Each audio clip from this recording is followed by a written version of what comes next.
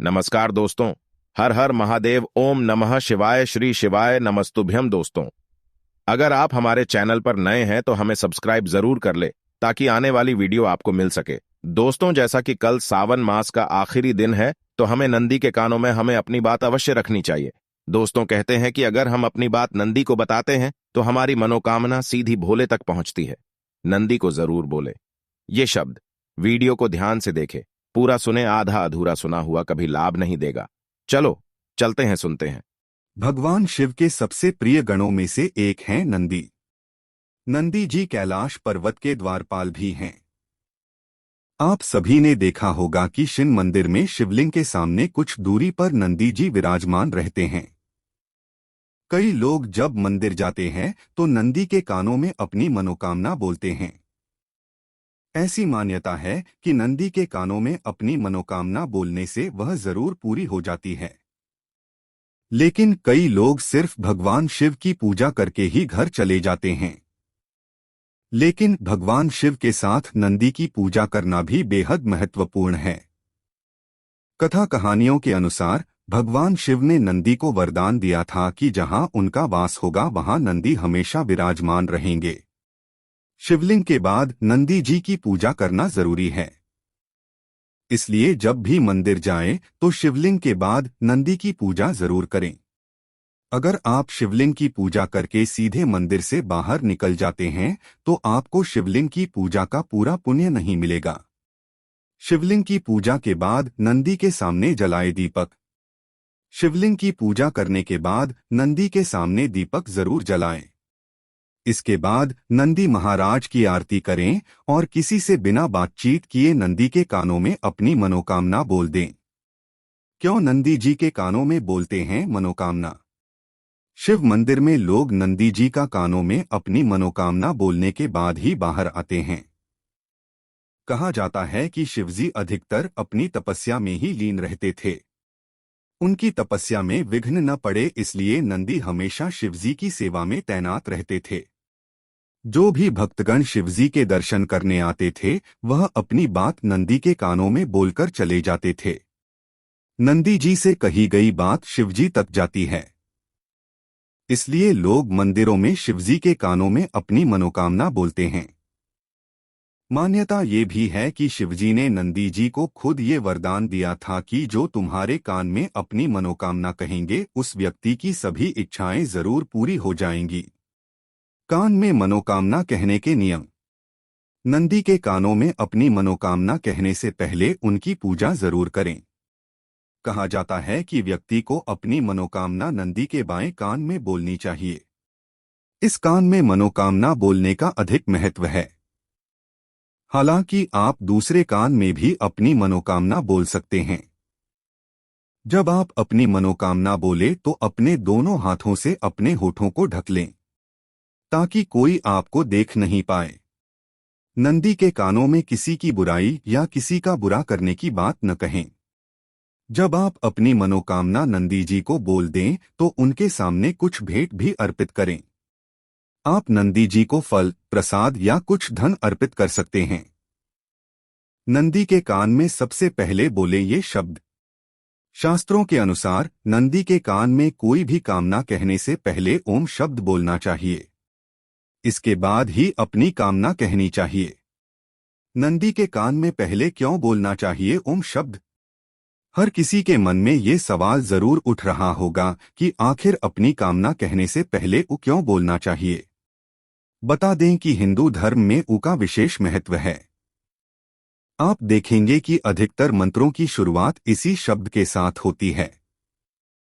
ये केवल एक शब्द नहीं है बल्कि उ को संपूर्ण ब्रह्मांड का प्रतीक माना जाता है। उ का उच्चारण करने मात्र से आसपास सकारात्मक ऊर्जा का विकास होता है। इसके साथ ही यह शब्द सभी देवी देवता का एक संयुक्त रूप है। इस चमत्कारी शब्द में इतनी ताकत है कि इसे बोलने मात्र से ही व्यक्ति के आधे कष्ट दूर हो जाते हैं। दोस्तों, सावन बुधवार को लास्ट दिन है। सावन आपको नंदी को अपनी बातें जरूर बोलना है।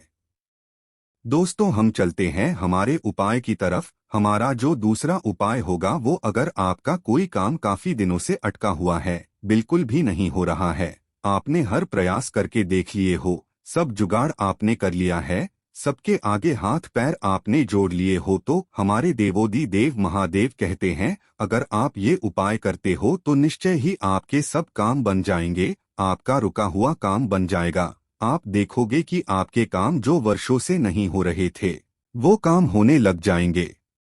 अगर आपके बच्चे की बुद्धि कमजोर है तो भी आप ये उपाय कर सकते हैं। इस उपाय के लिए आपको सबसे पहले लेना है 5 मूंग के दाने। हरा मूंग, साबुत मूंग आपको लेना है। ध्यान रखें मूंग कहीं से भी टूटा नहीं होना चाहिए। उसके बाद आपको लेना है 1 लोटा जल। लोटा आपको तांबे का लेना है। दोस्तों कहते हैं कि तांबे का लोटा सबसे सर्वश्रेष्ठ होता है और शुद्ध जल आपको उसमें भर लेना है। शुद्ध जल आपको अपने घर का ही लेकर जाना है। अब आपको ये सब सामग्री लेकर पहुंच जाना है शिवालय में, पास के किसी भी शिव मंदिर में।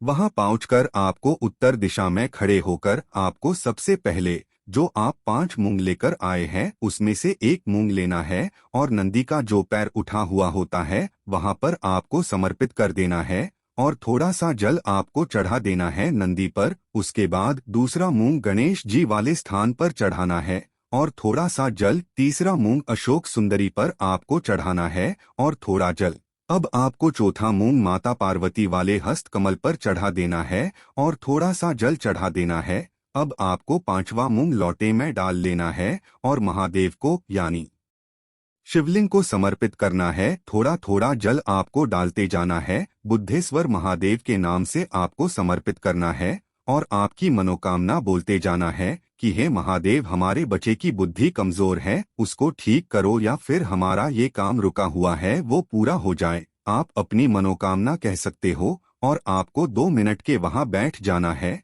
और महादेव का सुमिरन करना है और आपको आपके घर चले जाना है। छोटा सा उपाय अगर आप करते हो तो निश्चय ही आपके सब काम बन जाएंगे, आपकी मनोकामना पूरी हो जाएंगी, बिगड़े हुए काम बनेंगे, आपकी मेहनत रंग लाएगी। दोस्तों साथ में हम ये भी जान लेते हैं कि हम बुधवार को जो भी उपाय करते हैं उसके साथ हमें ये भी पता होना चाहिए कि हमें बुधवार को कौन से काम नहीं करने चाहिए जिससे हमारे उपाय का फल हमें अच्छे से मिले। हिंदू धर्म में हर दिन किसी ना किसी देवता को अर्पित होता है और हर दिन से जुड़े कुछ ना कुछ नियम होते हैं। बुधवार का दिन गणेश भगवान का दिन माना जाता है। इस दिन पूरे विधि विधान से विघ्नहर्ता भगवान गणेश की पूजा की जाती है। गणपति को प्रसन्न करने के लिए इस दिन कुछ लोग व्रत भी रखते हैं। ज्योतिष शास्त्र में बुधवार से जुड़े कुछ खास नियम बनाए गए हैं जिसका पालन करना जरूरी है। बुधवार को ना करें ये काम। बुधवार का दिन गणपति के साथ साथ बुध ग्रह का भी दिन माना जाता है। बुध ग्रह बुद्धि और वाणी के कारक होते हैं। बुधवार के दिन व्यक्ति को अपनी वाणी पर नियंत्रण रखना चाहिए। इस दिन गलती से भी किसी से अपशब्द नहीं बोलने चाहिए, ऐसा करने से बुध दोष लगता है। बुधवार के दिन गलती से भी काले रंग के कपड़े नहीं पहनने चाहिए। मान्यता है कि बुधवार के दिन काले रंग के कपड़े नहीं पहनने चाहिए। माना जाता है कि इससे दाम्पत्य जीवन पर बुरा असर पड़ता है। इसकी वजह से पति पत्नी के रिश्ते में भी तनाव बढ़ता है। बुधवार के दिन रुपयों पैसों से जुड़ा कोई लेन देन भी नहीं करना चाहिए। ज्योतिष मान्यताओं के अनुसार बुधवार के दिन किसी को उधार देने या लेने से घर के सदस्यों को आर्थिक परेशानियों का सामना करना पड़ सकता है। बुधवार के दिन पश्चिम दिशा की तरफ यात्रा नहीं करनी चाहिए। इस दिन पश्चिम दिशा की तरफ यात्रा करना बहुत अशुभ माना जाता है। अगर इस दिन आपको आकस्मिक यात्रा भी करनी पड़े तो यात्रा में विशेष सावधानियां बरतना बहुत जरूरी होता है। अच्छा होगा कि गुड़ खाकर निकलें। वैसे तो किसी भी स्त्री का अपमान नहीं करना चाहिए, लेकिन बुधवार के दिन इस बात का खास ख्याल रखना चाहिए। मान्यता है कि बुधवार के दिन किसी कन्या या स्त्री का अपमान करने से माता लक्ष्मी नाराज हो जाती हैं।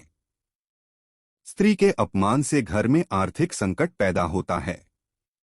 बुधवार को इन चीजों को घर लाना माना जाता है अशुभ। ज्योतिष के जानकारों के मुताबिक बुधवार के दिन हरी मिर्च, साबुत मूंग दाल, हरा धनिया, पालक, सरसों का साग, पपीता और अमरूद आदि की खरीदारी करके उन्हें घर लाना शुभ नहीं माना जाता, क्योंकि ज्योतिष शास्त्र के अनुसार माना जाता है कि हरे रंग का संबंध बुध ग्रह से माना गया है। ऐसे में बुधवार को इन चीजों की खरीदारी करने से कुंडली में बुध ग्रह की स्थिति कमजोर हो सकती है।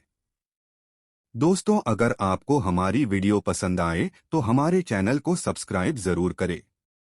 हर हर महादेव, ओम नमः शिवाय।